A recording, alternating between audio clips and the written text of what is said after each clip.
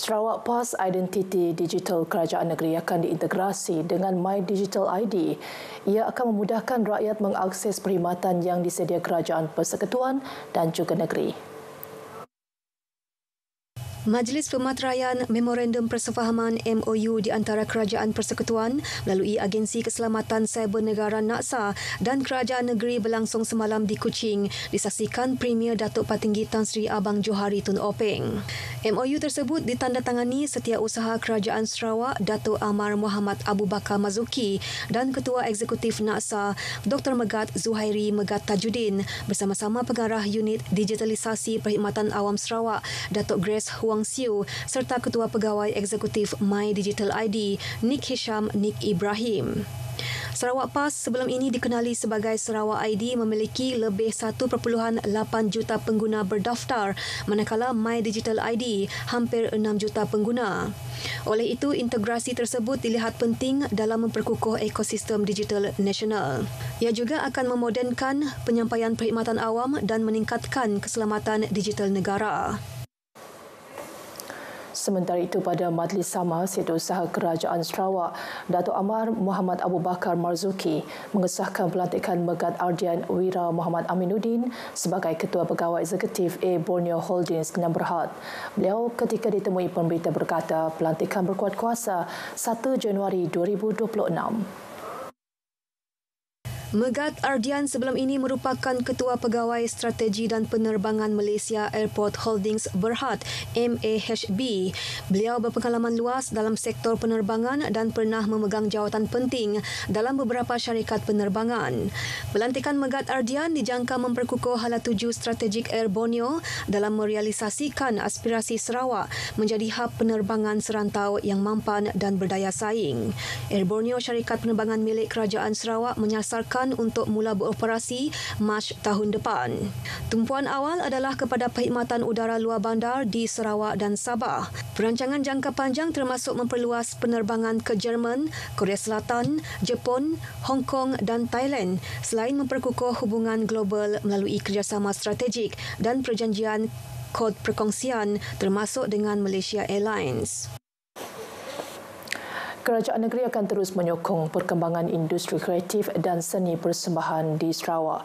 Menteri Pelancongan, Industri Kreatif dan Seni Persembahan, Datuk Seri Abdul Karim Rahman Hamzah berkata, pelbagai inisiatif dilaksana termasuk menyokong penganjuran banyak acara. As you all know that we are still constructing our Centre of Performing Art. That is the reason why we have been supporting a lot of this creative industry of performing art, whether it's going to be locally or we send in cultural troupe overseas, so that by the time the Performing Arts Centre is ready, we have got a pool of very capable artisans.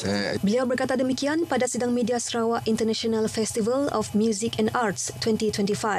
Acara yang memasuki edisi ke-6 akan diadakan pada 6 hingga 7 Disember ini di bangunan Dun Sarawak dengan menampilkan persembahan dari dalam dan luar negara. Kementerian Pengangkutan Sarawak telah membangunkan satu pelan induk pengangkutan bersepadu Sarawak. Ia merupakan strategi jangka panjang bagi membangunkan sistem pengangkutan yang cekap dan bersepadu. Timbalan Menteri Pengangkutan Sarawak, Datuk Dr. Jarib Susil berkata, pelan tersebut fokus menangani kesesakan lalu lintas selain meningkatkan keselamatan jalan raya. Ia juga bertujuan memperkukuh mobiliti dan aksesibiliti pengangkutan awam.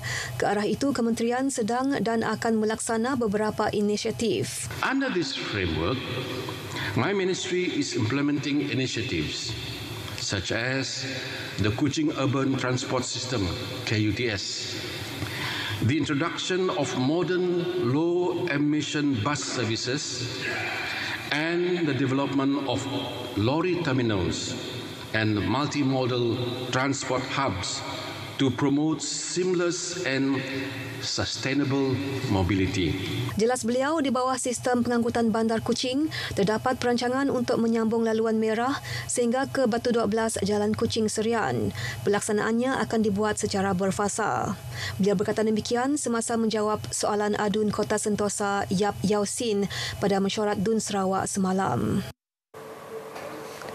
Sementara itu menjawab soalan tambahan, Datuk Dr. Jerry berkata, cadangan projek kereta api Trans Borneo kini masih di peringkat kajian keboleh laksanaan. Kajian dijangka siap Jun tahun depan.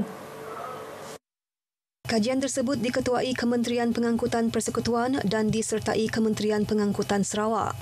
Since the study commenced in June 2025, 2 technical workshops have been conducted with our counterparts from Sabah at the relevant agencies to review findings and coordinate planning. A preliminary railway alignment has been proposed, which will be further refined in the study. Kajian turut melihat kemungkinan untuk mengintegrasikan projek tersebut dengan sistem pengangkutan bandar Kuching. Ini akan memastikan kelancaran perhubungan antara perkhidmatan kereta api Trans Borneo dengan sistem pengangkutan awam tempatan. Ahli Dewan turut dimaklumkan kemudahan tempat transit gelandangan TTG Bintulu kini berada pada fasa persiapan akhir. Ia dijangka mula beroperasi sepenuhnya suku pertama tahun depan. Menteri Pembangunan Wanita, Kanak-kanak dan Kesejahteraan Komuniti Datuk Seri Fatimah Abdullah berkata, TTG Bintulu dapat menampung 30 gelandangan terdiri daripada 18 lelaki dan 12 wanita.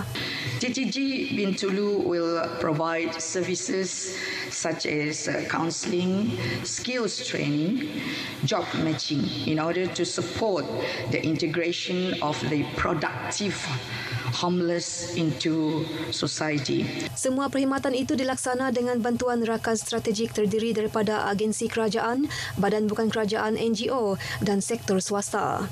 Beliau turut berkongsi kejayaan beberapa gelandangan di TTG pertama Sarawak, iaitu TTG Sibu yang berjaya mendapat pekerjaan antaranya sebagai pengawal keselamatan, menjaga tandas awam, bekerja di kedai kopi dan kedai cuci kenderaan. Malah ada antara gelandangan yang menjadi guru, mengajar gelandangan lain membuat kraf tangan seperti bakul.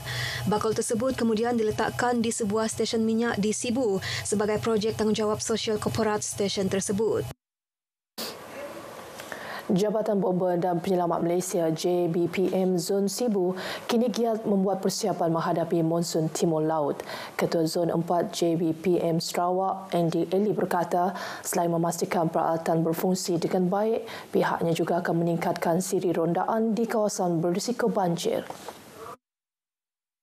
Sekiranya banjir telah berlaku pada sesuatu kawasan di lokasi, so pihak balai sendiri akan menukarkan shiftnya, di mana shift daripada sedia ada 12 jam kepada 24 jam, di mana melalui pertukaran shift tersebut akan menambah lagi kekuatan keanggotaan. Cuti anggota juga akan dibekukan dengan jumlah anggota yang dibenarkan bercuti dihad kepada 20% daripada keseluruhan anggota balai. Di Sibu, antara lokasi dikenal pasti berisiko banjir adalah kawasan Sungai Asan, Tanjung Latap, Kampung Banyok dan Pulau Kerto, Kampung Usaha Jaya Sentosa, Kampung Bahagia Jaya Teku dan Kampung Jeriah juga berisiko banjir. Ini termasuk kawasan di tebingan sungai di daerah Selangau. Sekian berita pagi Sarawak. Ikuti Stadium RTM selepas ini. Salam Malaysia Madani.